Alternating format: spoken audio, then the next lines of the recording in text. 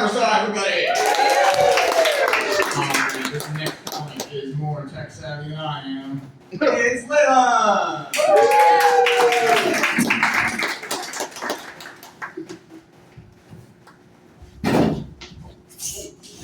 I'm just texting. So I think that that adult texting etiquette classes should be a thing, because why do they text so ominously? Like, I was getting out of class and I turn on my phone and I just see a text from my mom saying, "Come home right now," with a period at the end. And so I'm like, okay, who died? Like, what's going on here? So now I'm like running back home, like stressed out, like, what did I do? And then when I get home, she's just like, "Oh, what do you want for dinner?" Like, you just gave me a heart attack and now you're asking what kind of pasta I want. I don't understand. Another thing I don't understand is, why do they feel the need to like specify their location when not prompted at all? Like, my grandpa texted me randomly one time and he was like, "Hey Layla, your Aunt Judy is like coming to Kansas right now, where me and your grandma are. How are you?" I didn't really ask. Like, first of all, who's Aunt Judy? Because I have no idea. And second of all, I mean, like, good for you. But like, if the only question was how I'm doing, I feel like you could have cut the rest of that out. Like, I remember I saw something that reminded me of my old babysitter for some reason. So I just sent her a picture of it, like, "Oh, look at this." And then I'm greeted with a whole paragraph about how she went to California to see her family. And then like, "Oh, that's so funny. Like, go see your family, you do that." I don't know how that relates to anything. Like, I don't need to know that you're on a train to Delaware to see your second cousin. Thank you.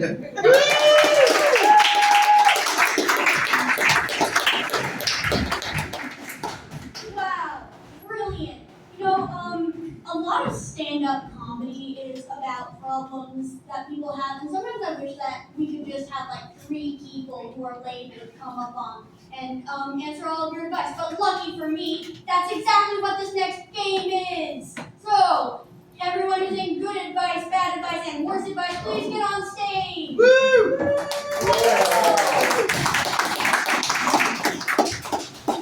So how this game works is you, the lovely audience, are going to give us problems that you have. And then Sai is going to give you good advice, Aaron is going to give you bad advice, and Emilio is going to give you the worst possible advice. Don't listen to him, actually. Does anybody have any problems that they need help with? Yes. I can't get anywhere on time. All right. How to be on time to things? Basically, you just leave earlier, then you have more time to get there, and you'll be there on time. Yeah. What is time? How about you get there when you want, and then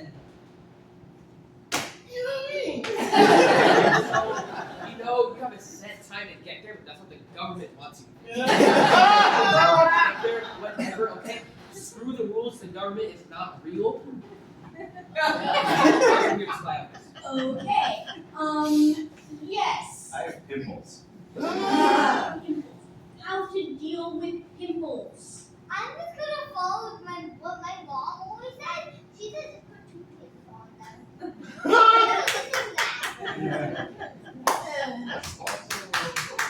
I think if you just like put like duct tape on them and you just rip it off, that would fix your problem. No, what you're going to do, you're going to get sandpaper, and you want to go. Oh. I'm just going to fall off for you. And your skin off while you're at it. I actually knew a guy who did that. He took a shower and his face was bright red. Yeah, you in the back. How to beat somebody up. Advice on how to beat somebody up. You grab their leg until they lose balance, and then you start punching them in the face. I'm gonna be that person a piece of love, but if it comes to that point, this is what you want to do. You want to be anti-police. Yeah. friend into that drink, like acting like it's all cool and games. But as soon as they take that first sip, they're like, Oh, let's say you're getting robbed and they're instigating the fight, right? What you want to do is you want to say, stop, I would not like to be touched. When you touch me that way, I feel really bad, and that's inappropriate. And they won't steal your bank account. Yes, you. That, you want to rephrase that as a question? How do I deal with school? How to deal with school? Basically, you just pretend that it's sick, and when it's sick, then you basically just keep pretending you're sick, so then you don't have to go to school. well, what is school? You need to learn to go out in the world. You understand what I mean? Like, you need to learn by not going to school, because school is for suckers. Here's what you want to do, okay? Since, you know, right now you're doing all your work, you look like such a nerd, man. Don't do any work anymore. Like, you know, just like lay down all over the chairs, lay down on the tables, you know, screw the teachers, you know, be that cool kid, you know? That'd be awesome. Okay, let's get one last one. Yes, Josiah in the back. Rose, she's about to leave me. How do I make her stay with me? How to make her stay? Make school. Someone who's going to leave and is also female. If they're moving,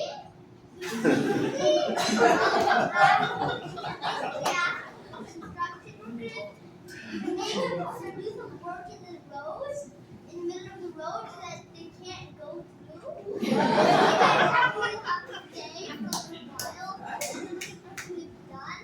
Then once the construction is done, then it'll still be blocking the way. And then you walk on the other pathways, construction workers, and then you ask them just to pave a new road.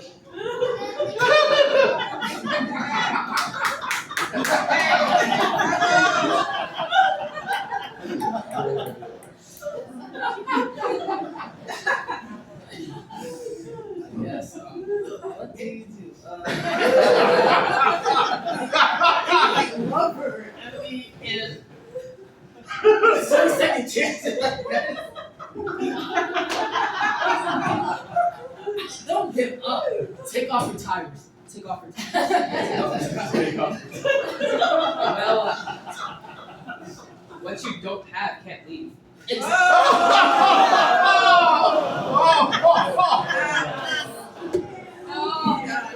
Sorry, Josiah.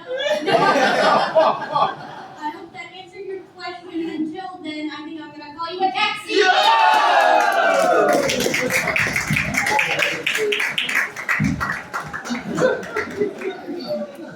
Alright, ladies and gentlemen, make some noise. Alright, now quiet down so I can introduce her. It's Molly!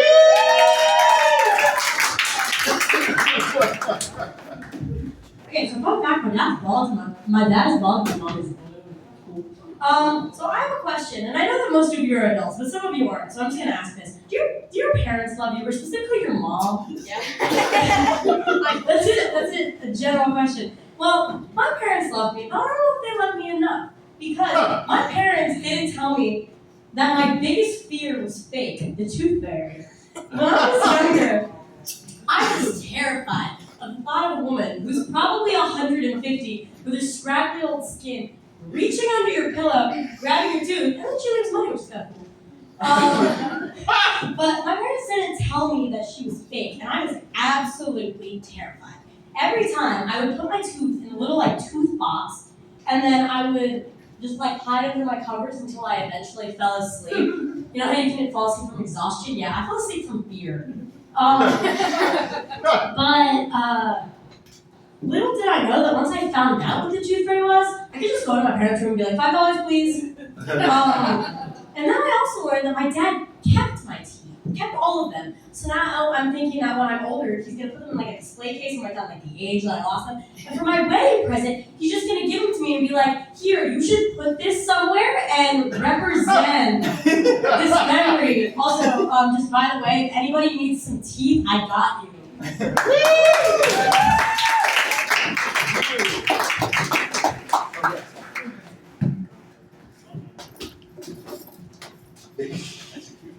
am an absolutely terrible host. Okay, anyway, what's up, guys? This is going to be a game called Hitchhiking Emotions, where basically, when you're going on a long road trip, sometimes you have hitchhikers on the side of the road that It's a Buick! Anyway, you might have some hitchhikers on the side of the road that need to have a ride, And, some of these hitchhikers have vastly different emotions, vastly different feelings, and, the person driving the car might have vastly different feelings as well. So what's going to happen is you're going to have some hitchhikers, right, coming into Jack's car over here.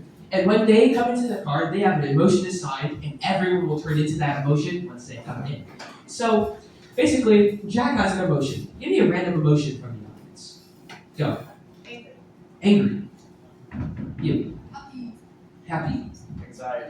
Anxiety. You're going to be anxious, like really anxious. Okay, let's give an emotion for Caleb over here. Go. Manic. Manic. Oh, that's good. Angry. Angry. Disgusted. Disgusted. Who's this inside out? Love. Love? Yeah. Alright, so Caleb is going to be love. That's his emotion. Now we have Aaron over here. Sad. Sad. Rowan? Tired. Tired. I like tired. You're going to be really tired. And we have Chloe here. Confused. Yeah, you're confused.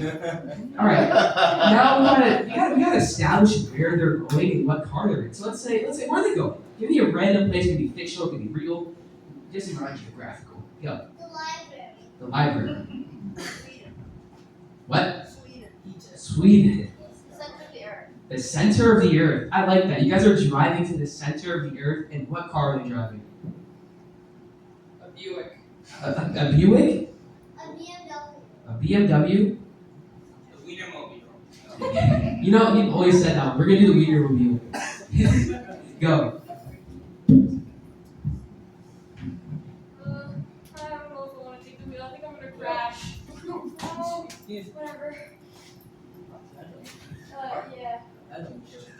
I just need this. Where we going? Who said it? Take the wheel. I can't.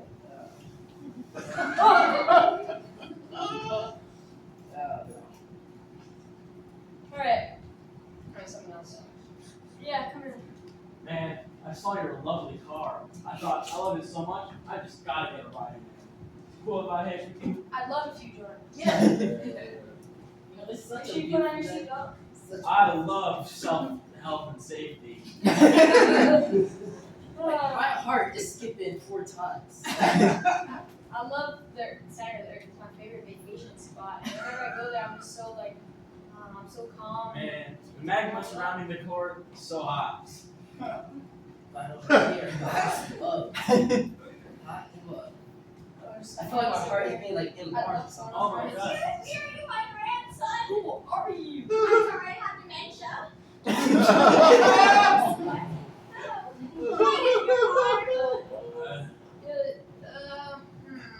Yeah, sure. How'd I get here? I think you should wear a seatbelt. Yeah. Is that tired? How did I get here? Yo, we're in. I know we're good. Oh my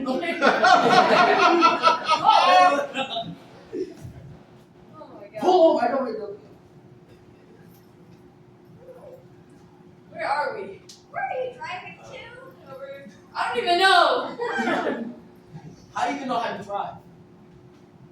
What even is this thing that we're in? I don't know how to drive. Do I? Why does it say Oscar Mayer on the side? Oh, hey, I think that's a park. Or is it my house? Oh, I'll just get out. Alright, love you later, man. I love helping people. I love it. I love. I love this car. Love it. I love Weavers. I love readers too. Yes.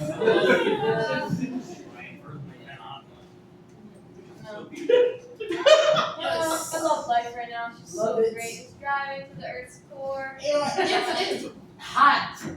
Oh, You know what else is hot? But out there. There's a dog over there. I'm gonna go pet it. Alright. Because I love dogs. Alright, love you later, man.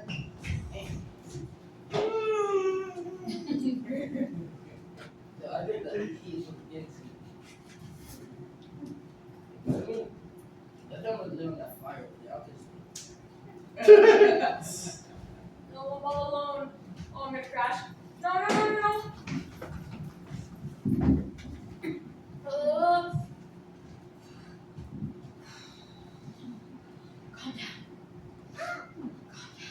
Taxi!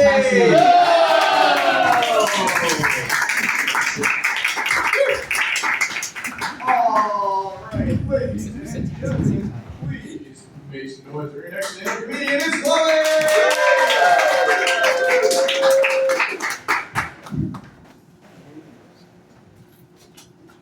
Okay, so I'm pretty sure we've all had like a strange teacher who does the most abnormal stuff, but like my teacher goes above the rest. Like the things he would do would be questionable. Yeah, he was pretty insane.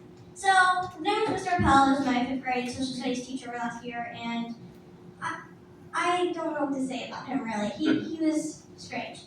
So this one time we were taking this very important test on our computer, and what does this man decide to do? Doesn't decide to go over the questions with us or like help us or anything. No, he vacuums. On full volume. It's very loud and everyone's like annoyed. And then that's not even the worst part. He like knocks over the bookshelf for some reason, and it falls onto like the charging port of where my computer's charging. And he's just like, whoops. Whoops. You almost made me restart my test.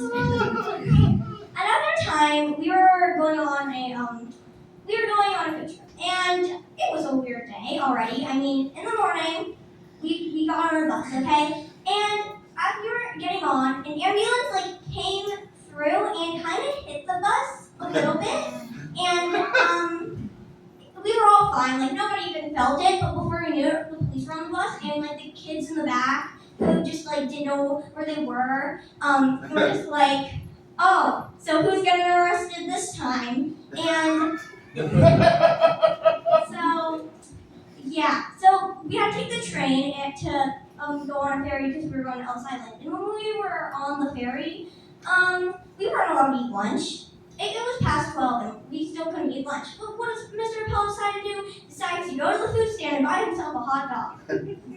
Gets all the sauces on it, all the ketchup, all the mustard, and eats it in front of us and says, it's not that good. It's not that good. We are starving over here and you're just like saying it's not that good. He ate the whole thing and didn't even share it. So yeah, that was my strange teacher. Thank you. Woo! Alright, ladies and gentlemen, Henrik on stage. Two audience volunteers.